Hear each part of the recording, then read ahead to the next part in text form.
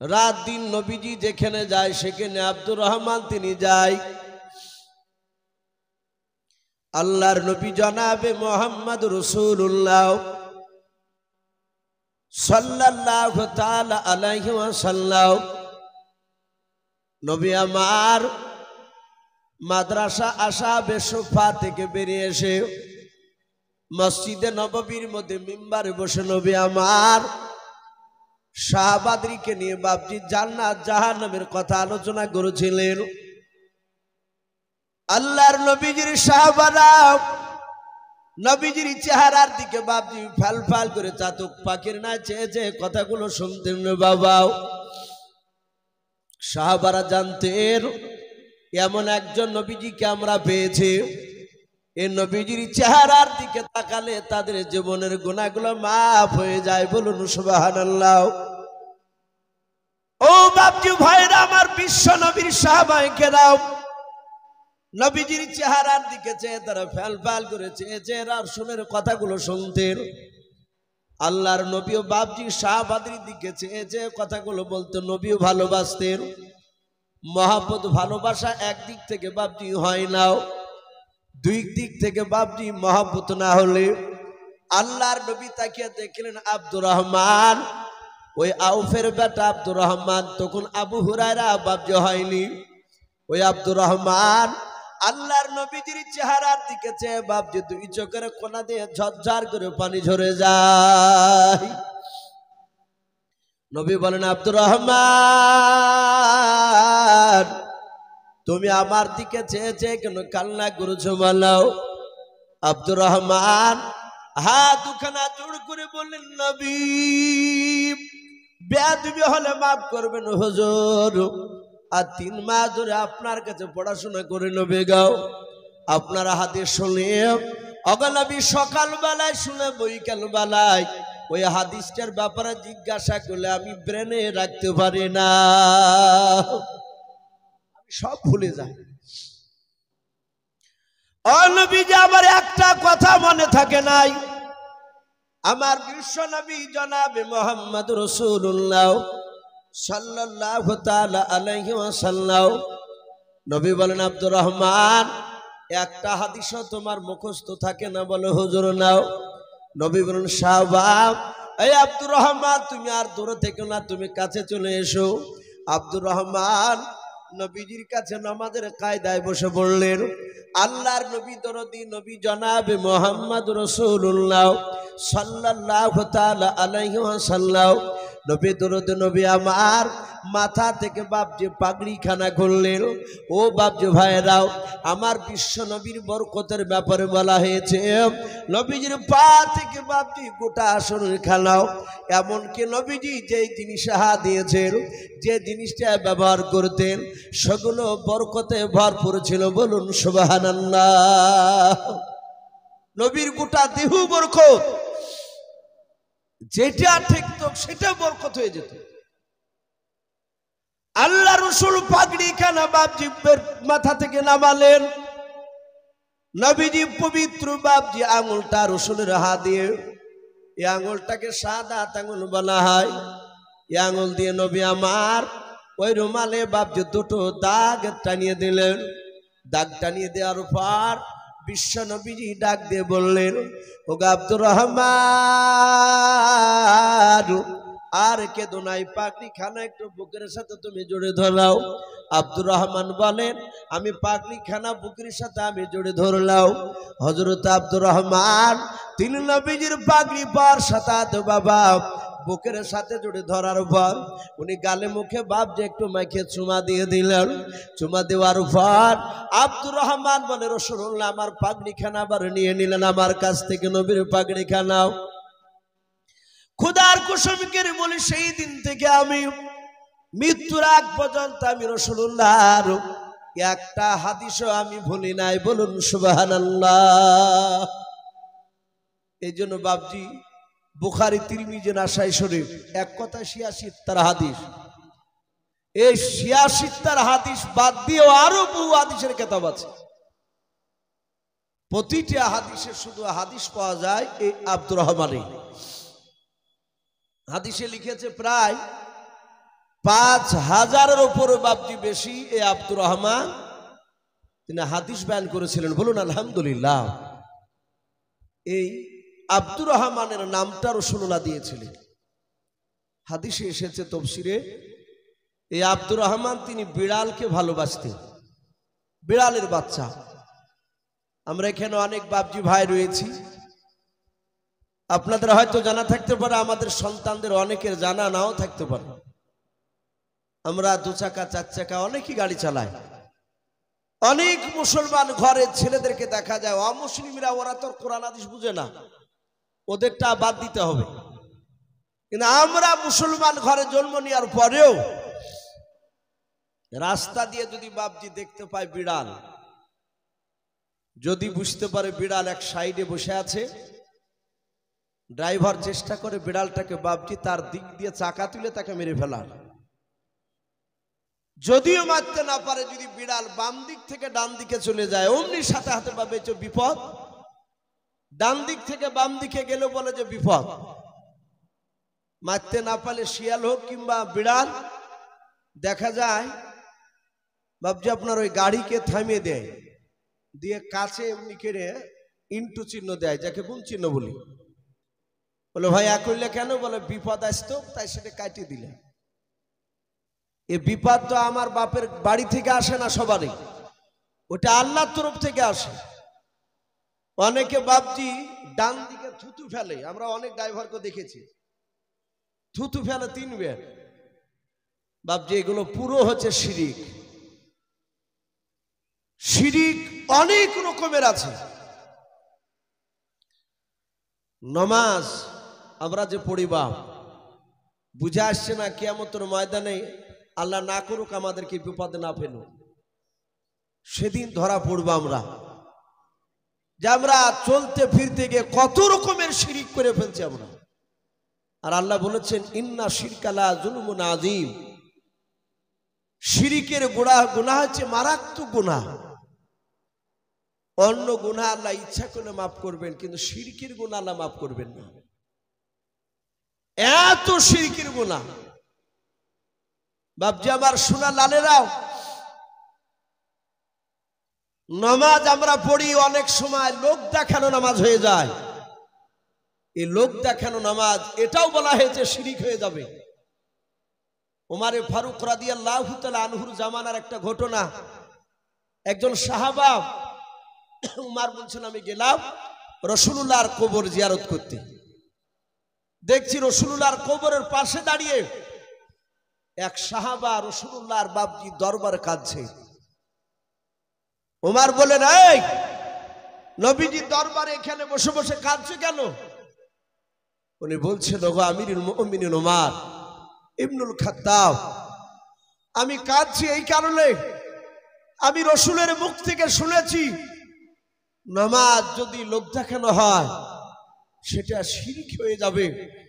আমি জানি না আল্লাহর দরবারে আমি যে নামাজ পড়ি সে নামাজগুলো আল্লাহর দরবারে কবুল হয় না লোক দেখানো হয়ে যায়। যদি লোক দেখানো হয় তাহলে তো আমি শিরকের মধ্যে পড়ে যাচ্ছি। একজন সাহাবা হয়ে ভয় করতে, কিছু মনে করবেন না বাপ, আলেম বলেন আর এমনি মানুষই বলে। আমরা বাড়িতে নামাজ পড়লে 4 রাকাত নামাজ লক্ষ্য করে দেখা যায় 2 থেকে 2.5 মিনিটে হয়ে যায়। আর ওই 4 রাকাত নামাজ মসজিদে পড়তে গেলে আমাদের 5-6 মিনিট সময় লাগে। এখানে 2 রকমের নামাজ হয় আমাদের। ইমানদার বাপজি তাদের 2 রকম হবে না, তাদের অপর ভিতর সবই এক হবে। বলুন আলহামদুলিল্লাহ। এটা হচ্ছে ইমানদারদের লক্ষণ।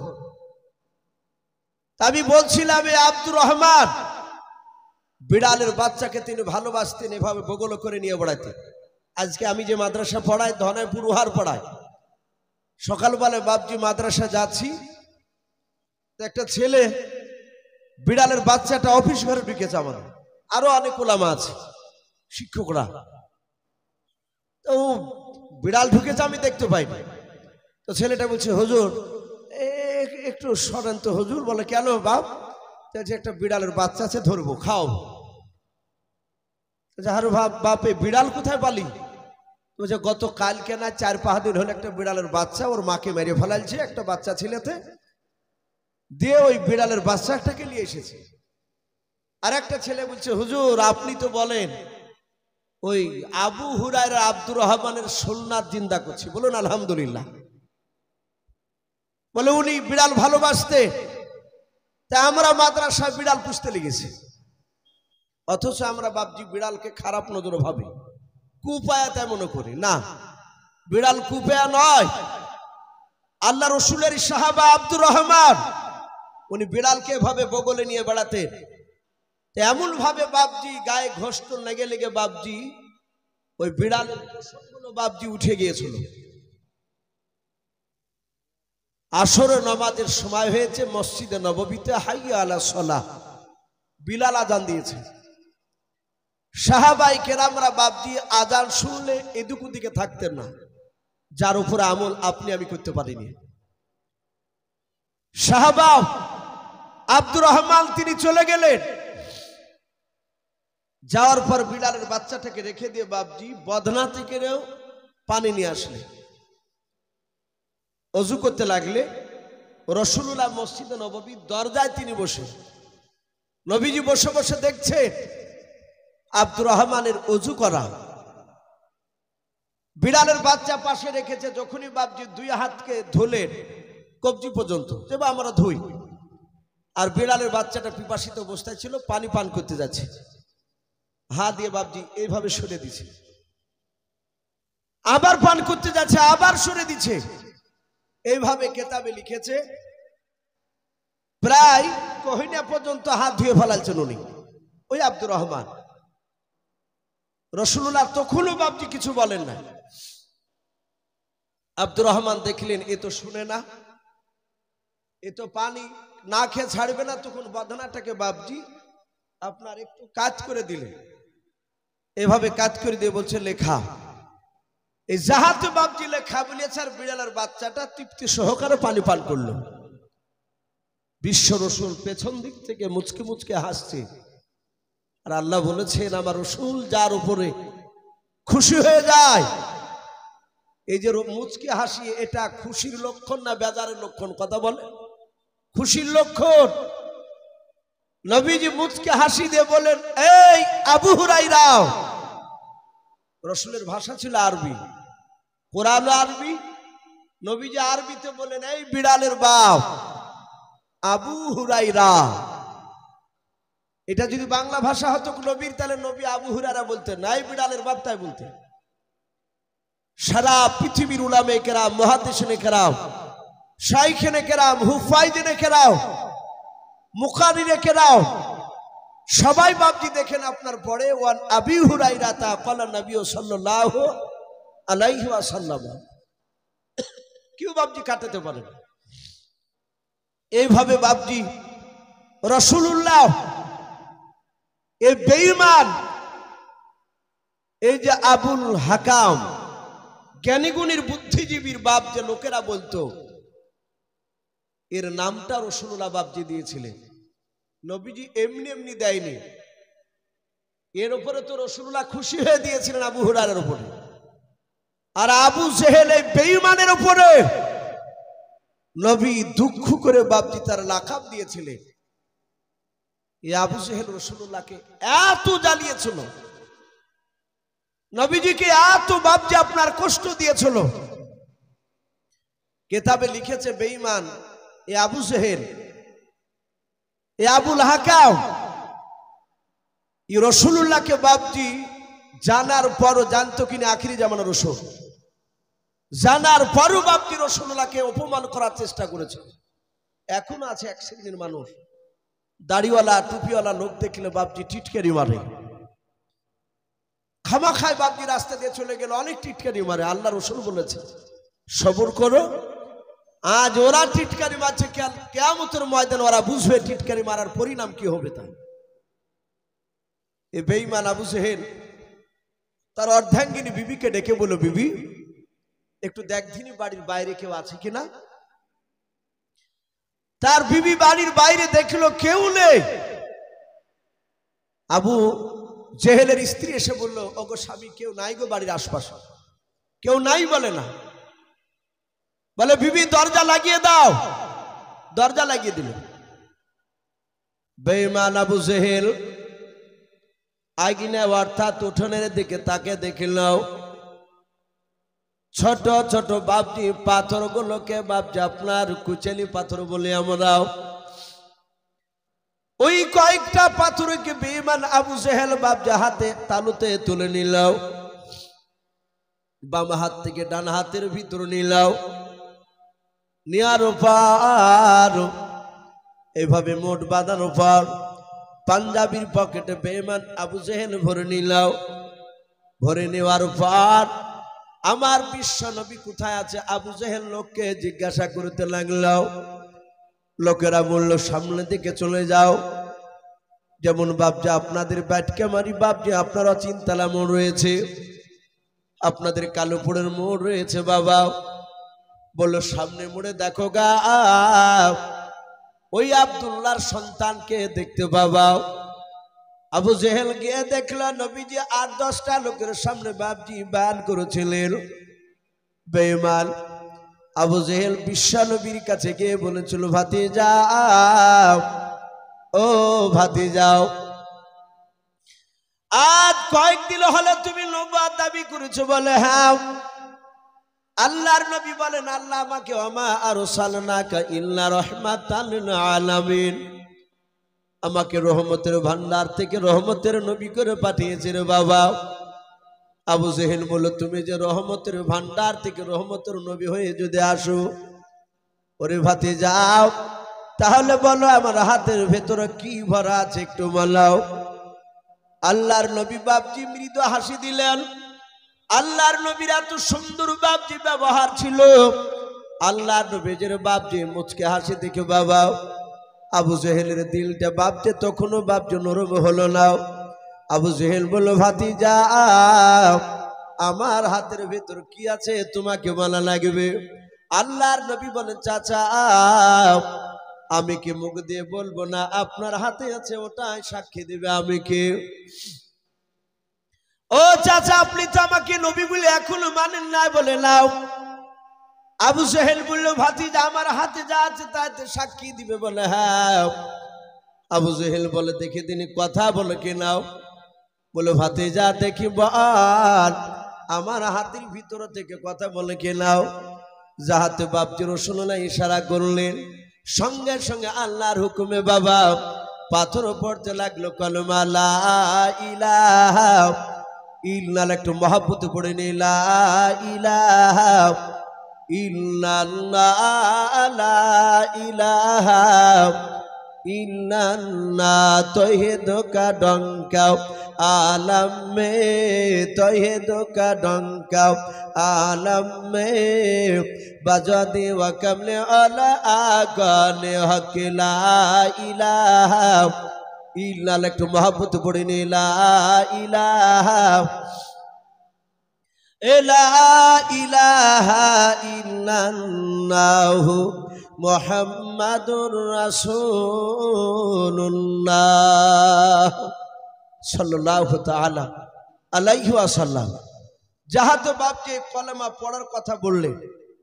আর বেঈমান আবু জেহেল বলল ভাতিজা তুমি সত্যি বড় জাদুকর, তুমি আমার এই হাতের পাথরটা তো জাদু করে দিয়েছো। রাসূল বললেন চাচা আমি জাদুকর নয়।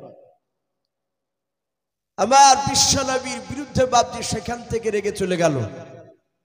রাত্রিবেলায় আবু জেহেল, উদবা, সাইবা আর আবু সুফিয়ান আর আরেকটা নেতা ছিল আবুল আহাব, নবীজির আপন চাচা। এই আবুল আহাব লোকটা, আবু জেহেল রাসূলুল্লাহর আপন চাচা ছিল না, তার প্রতিবেশী চাচা।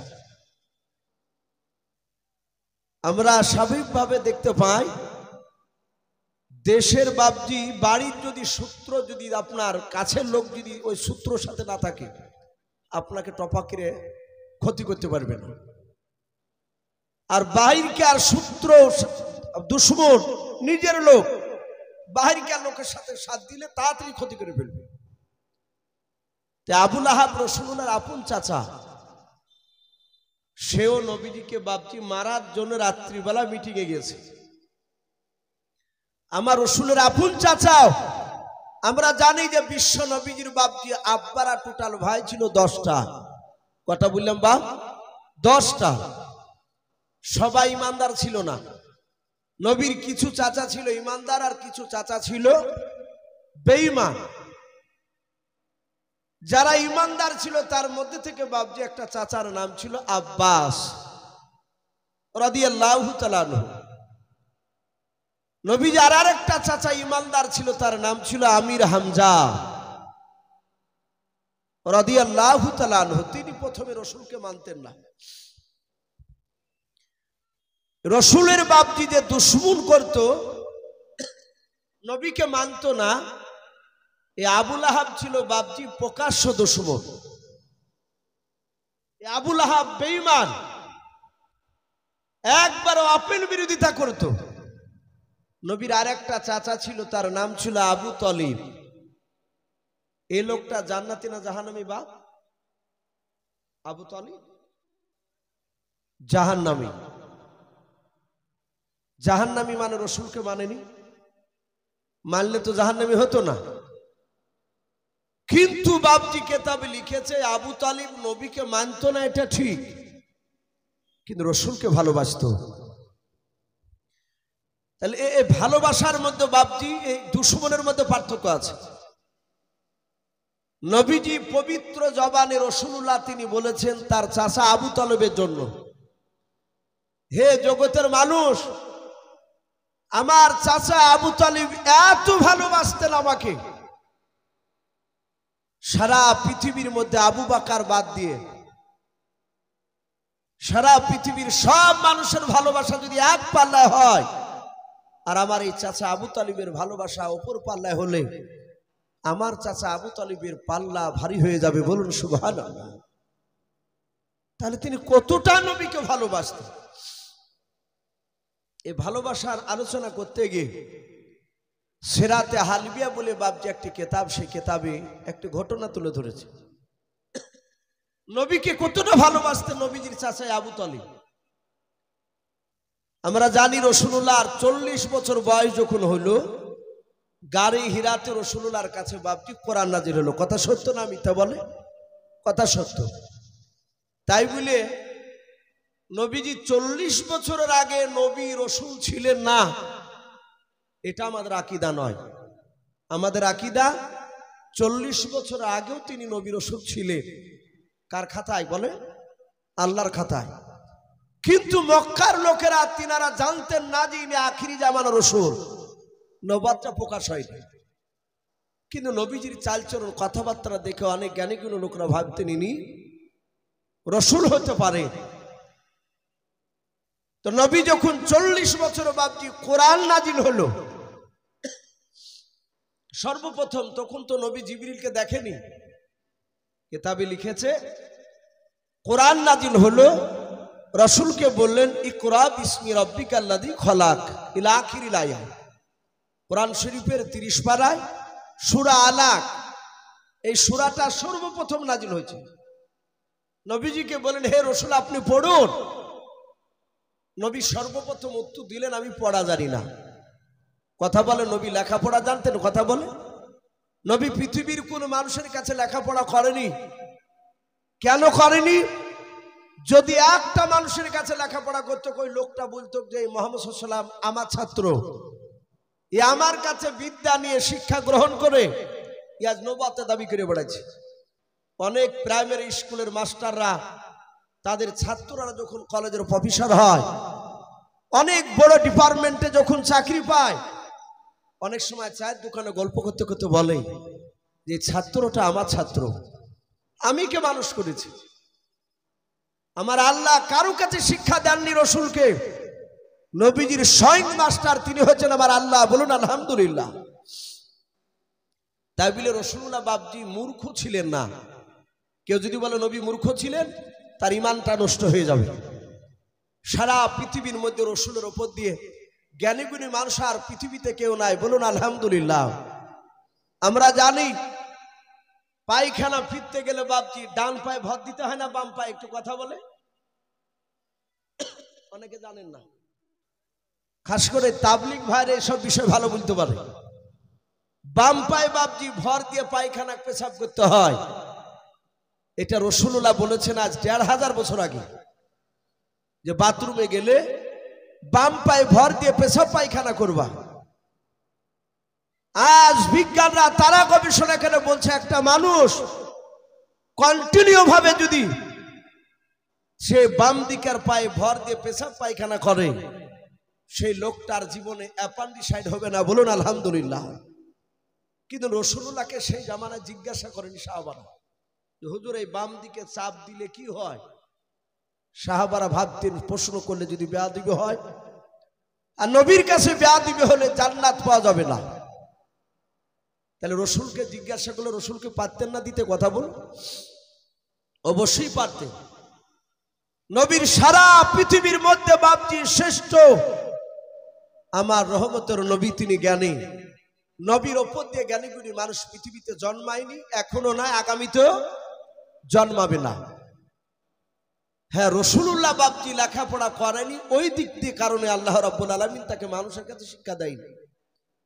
নবীজি কোরআন বাপজি আপনার সেখানে জিবরিল আলাইহিস সালাম রসুলকে বুকের সাথে ধরে চাপ দিলেন, নবী থরথর করে কাঁপতে লাগলেন। জিবরিল বলেন পড়ুন, নবী পড়তে লাগলেন। কোরআনের ৫টা আয়াত সূরা আলাকের মুখস্থ হয়ে গেল।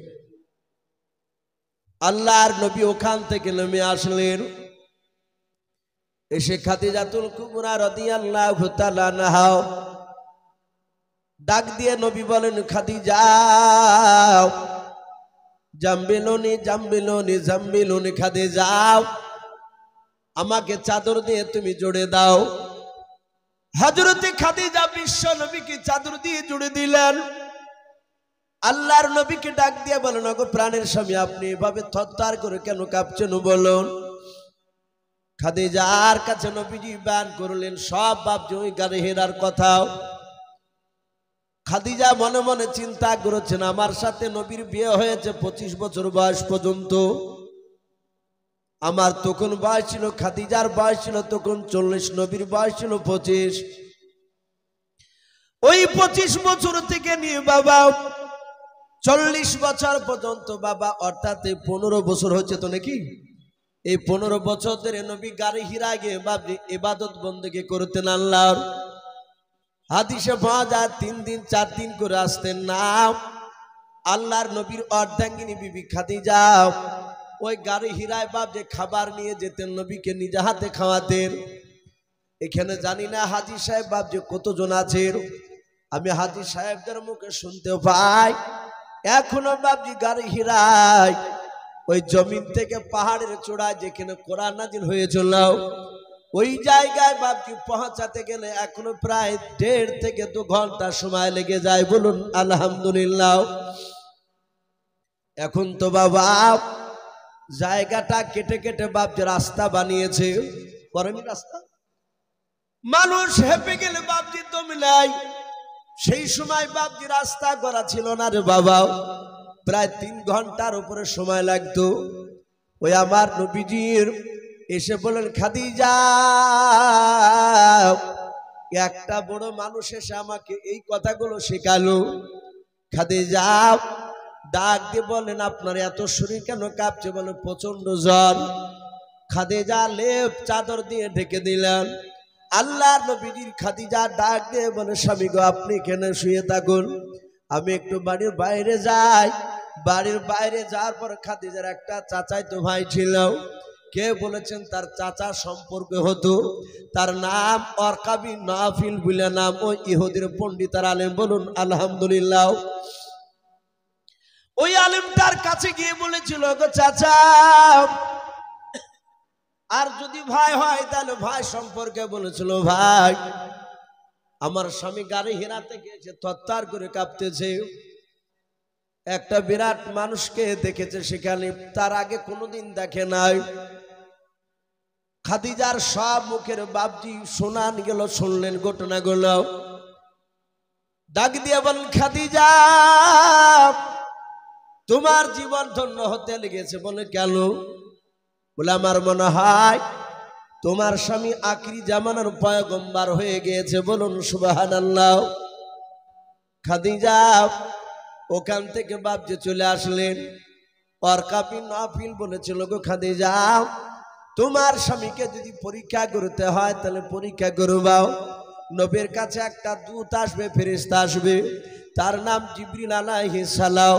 ওই ব্যক্তি খারাপের দিকে তাকাবে না, ভালোর দিকে তাকাবে। বলে তাই নাকি? বলে হ্যাঁ। নবীজির কাছে এসে আবার খাদিজা বাপজি জড়িয়ে ধরলেন। নবী বলেন, খাদিজা, তুমি আমাকে একটু বুকের সাথে তুমি পাদা মেরে জড়িয়ে ধরাও। খাদিজা নবীকে বাপজি বুকের সাথে জড়িয়ে ধরলেন। বলে, স্বামী গো, ভয় করবেন না, চিন্তিত হবেন না। আল্লাহর নবী বলেন, খাদিজা, যে লোকটা গাড়ি হিরায় আমার সঙ্গে কথা বলেছিল, ওর বুকের সাথে আমার বুকটাকে ধরে চাপ দিল রে খাদিজা। তখন মনে হচ্ছিল আমার বুকের বাতাগুলো চূর্ণ বিচূর্ণ হয়ে যাচ্ছে। ওরে খাদিজা, ওই দেখো লোকটা আমার দিকে চেয়ে চেয়ে মুচকে মুচকে হাসতেছে। বলুন সুবহানাল্লাহ। খাদিজা বাপজির সাথে দরজা বন্ধ করে দিলেন, জানালা বন্ধ করে দিয়ে বলুন, স্বামী আর দেখতে পাচ্ছেন? বলে হ্যাঁ। ফেরেশতাকে কে দরজা বন্ধ করে বাপজি আড়াল করা যায়? কখনোই না। লাস্টে খাদিজা বাপজি পরীক্ষা করলেন, দেখে তিনি ব্যক্তিকে সাথে খাদিজা একটু পর্দা থেকে বাপজি আপনার টাকলো নিচ থেকে বাপজি একটু যাহাতে কাপড়টা বাপজি তুললেন। নবী বলেন, খাদিজা, ওই লোকটাকে আর দেখতে পাওয়া যায় না। খাদিজা বাপজি রাসূলুল্লাহকে বাপজি পাজা মেরে জড়িয়ে ধরলেন। আল্লাহ রাসূলকে জড়িয়ে ধরার পরে কানে মুখে চুমা দেন আর হাসেন। নবী বলেন, খাদিজা, কি ব্যাপার, তুমি পাগলিনীর মতো করেছে কেন? খাদিজা বললাম। খাদিজা ডাক দিয়ে বলো, হুজুর আমি পাগলিনী নয়। ও নবীজি মাফ করবেন, আর ভয় করবেন না।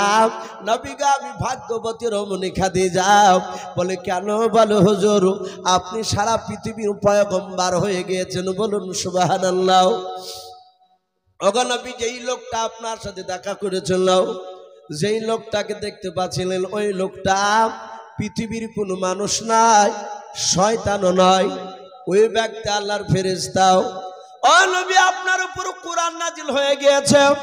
আল্লাহর নবী বলেন, হ্যাঁ, এই কথা তো আমাকে জিবরিল বলেছিলেন, ওই লোকটাও বলেছিলেন। ও বাপজি ভাইয়েরাও, আল্লাহর নবী সেদিন থেকে বাপজি খাদিজাকে কলমের দাওয়াত দিলেন। কিতাবে লেখা আছে, আল্লাহর নবীজিকে বাপজি চাদর দিয়ে ঢেকে দিয়েছেন।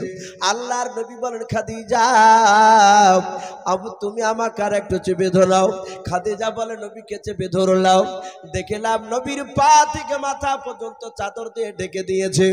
নবী আমার চাদরের ভিতর থেকে গুনগুন করে কান্না করে। আল্লাহর নবীর অর্ধাঙ্গিনী বিবি খাদিজাও ডাক দিয়ে বলেন, ওগো প্রাণের স্বামী, আপনি এখন কেন কাঁদছেন বলেন? নবী বলেন, খাদিজা, ও খাদিজা শুনে নাও, আমাকে আল্লাহ নবুয়ত দান করে দিয়েছে। বলে হ্যাঁ। খাদিজা রে, নবুয়তের দাবি আমার উপর চলে এসেছে, নবুয়তের দায়িত্ব দিয়েছে খাদিজা। আমি কার কাছে কলমার দাঁত দিব? আমাকে কে নবী বলে মানবে বলো? হযরত খাদিজা আস্তে করে বলছেন, নবী চিন্তা করবেন না, কে মানলো আর না মানলো, ওগো আমার রাসূল শুনে নাও, আপনার অর্ধাঙ্গিনী বিবি খাদিজা, সর্বপ্রথম আপনাকে আমি নবী বলে মেনে নিলাম। বলুন সুবহানাল্লাহ। নবীজির বিবি খাদিজা বলেন, আমি কলমা পড়ে নিলাম। নবী আমার চাদরখানা বাপজি টান মেরে ফেলে দিয়াও।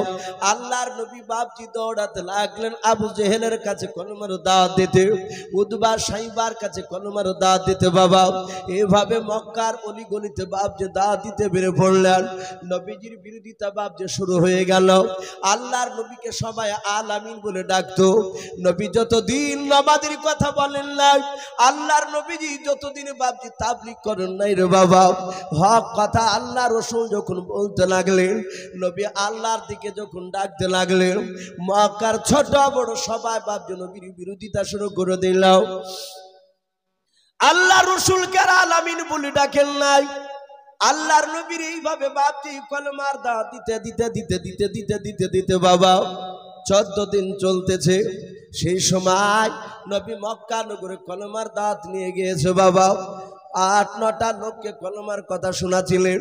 তারা একেবারে গরিব মানুষ, তারা সবাই নবীর কথাগুলো শুনছিলেন। আর ওই সময় উদবা সাইবা আর আবু সুফিয়ান, তখন আবু সুফিয়ান বাপজি ঈমান আনে না নাই। এই আবু সুফিয়ান আর আবু জেহেল বাপজি যাওয়ার পর আল্লাহ রাসূলের কাছে গিয়া নবীকে ডাক দিয়ে বলেছিল, মা মরা ছিলেন মুহাম্মদ, বলুন সাল্লাল্লাহু তাআলা আলাইহি ওয়াসাল্লাম, তোকে আমরা গতকালকে বারণ করেছিলাম বাপের বিরুদ্ধে কথা বলবি না, আমাদের বাপ দাদার আমলে যা করে এসেছে তাই করবে, এগুলো বাদ দেব না। আমাদের বাপ দাদার বিরুদ্ধে কথা বলবি না, নতুন কলমার দাওয়াত দিবি না।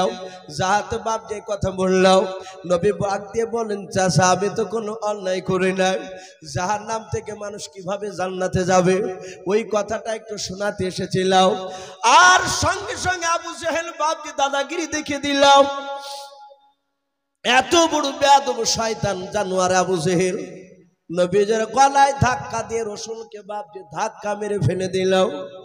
নবী আমার হুড়মুড় করে বাপজি মাটিতে পড়ে গেলেন। নবীজির বাপজি আপনার কপালটা পাথর লেগে কপালটা ফেটে গেল বাবা। আল্লাহ রসুল বাপজি হাত জোড় করে বলে, চাচা আমি তো আপনাদেরই কোনো আল্লাহ করি না গো, চাচা আমাকে আর মারবেন নাও। আবু জেহেল না বাপজি শুনলো নাও। ও বাপজি ভাইরাও, যাদের ঈমান থাকবে না রে বাবা, ইউটিউবে ফেসবুকে দেখা যায় অনেক জায়গায় বাপজি ভারতবর্ষের মাটিতে বাবা অনেক দাড়িওয়ালা বাপজিকে ধরে বাপজি দাড়ি কাঁচি দিয়ে ধরে কেটে দিছে। নামাজ পড়তে গিয়েছে এক শ্রেণীর বেঈমান লাথি মেরে বাপজি এই কাঁধে লাথি মেরে ফেলে দিয়েছে। ও বাপজি এমন ভাবে মারছে বয়স্ক লোকদেরকে, আর হাত জোড় করে বলে বাবা মেরো না, কিন্তু তাদের দিলে বাপজি রহম হয় না। এইভাবে বিশ্ব নবীকে বাপজি আবু জেহেলরা মারত। নবীজির গলায় ধাক্কা দিয়ে ফেলে দিল। আল্লাহর নবীর কপাল কেন বাপজি পাথর থেকে বাপজি লেগে ফেটে গেল, 2-4 ফোঁটা রক্ত পড়ে গেল। নবীকে আবু জেহেল বলল, বাবা আগামীকাল যদি কলমার দাওয়াত দেওয়া বন্ধ না করো রে বাবা, তোমাকে আমরা মারতে বাধ্য হবে এর চেয়ে বেশি। এই কাল থেকে যেন আর কথা বলবি না, আমরা বাপ দাদার আমল থেকে যা করিয়ে আসছি তা করিয়ে যাব। আল্লাহ রসুলকে গলায় ধাক্কা দিয়ে আবার বের করে দিল।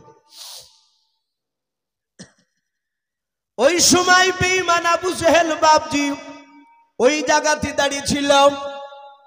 আর নবীর আপন চাচা বাবা সেই আবু তালিব উনি যাচ্ছিলেন, আবু জেহেলকে দেখে ডাক দিয়ে বলেছিল, আবু জেহেল ভাই কি ব্যাপার, নেতাগুলো এক জায়গায় দেখা যাচ্ছে? বলে হ্যাঁ। আবু জেহেলের মনটা ভারী। নবী বলেন, নবীর চাচা আবু তালিব বলেন, ওগো ভাই আবু জেহেল মনক্ষণ অবস্থায় দাঁড়িয়ে আছে কেন, চরম চিন্তিত দেখা যায়। ডাক দিয়ে বলেছিল, হ্যাঁ ভাই তুমি কি জানো না তোমার ভাতিজা আজ 14 দিন ধরে আমাদের বাপ দাদার বিরুদ্ধে কথা বলে। এই তুমি জানো না সব খবর? রাসূলের চাচা বলে, আমি জানি, আমি তো তাকে মানি নাই। বলে তাকে মানো না? বলে না। বলে কি করো তুমি? বলে আমি আমার বাপ দাদা ধর্মের উপরে ঈমান অটুট, আমার বাপ দাদার উপরে আছে, ঈমান নিয়ে আছে। আমি জানি সে নতুন কলেমার দাওয়াত দিয়ে বেড়াচ্ছে এতটুকু। আবু জেহেল বললে, আবু তালিব শুধু তোমার ভাতিজা বলে কিছু বলি নাই, আগামী কাল থেকে যেন তোমার ভাতিজা কলেমার দাওয়াত না দেয়, যদি দেয় তাহলে তোমার ভাতিজাকে প্রকাশ্য লোকের সামনে আবার ধরে মারব। আমার বিশ্ব নবীর চাচার চোখে পানি চলে আসল। আবু জেহেল কাকে মারতে চাইল বা? কার নাম করলে? আল্লাহ রসুলকে ডাক দিয়ে বলল, শুনে নাও, এই তোমার ভাতিজাকে মারবো, আবু তালিবের মনে হচ্ছে আসমান থেকে আসমান খসে পড়ে যে ওর গায়ের উপরে, তার ভাতিজাকে মারবো বলেছে। আবু তালিব বলে, চিন্তা করো না, আমাকে অভিভাবক বলে মানে, আমি আজ রাত্রিবেলায় গিয়ে আমার ভাতিজাকে বারণ করলে আশা করি আর কলমা দাওয়াত দিবে না। ভালো ভাই, আবু তালিব ওটা যেন হয়, কারণ আবু জেহেল যেমন এক গোত্রের নেতা, অনুরূপ ভাবে এই আবু তালিবও কুরাইশ বংশের বড় নেতা।